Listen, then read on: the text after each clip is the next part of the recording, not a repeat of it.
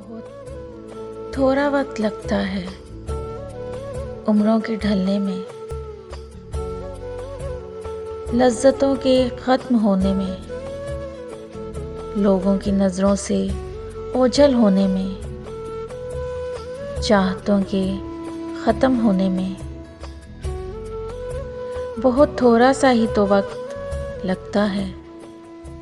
हमारी अना जिंदा इंसान की कद्र नहीं करने देती, और फिर जब आँख खुलती है तो सामने मैयत, मट्टी की कब्र और बेबसी मौजूद होती है। इस बेबसी से आप मेरी कब्र पे आओगे।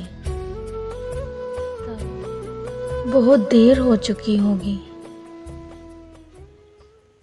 सिवाय पछतावे के इंसान के हाथ कुछ नहीं आएगा। तब बहुत देर हो चुकी होगी।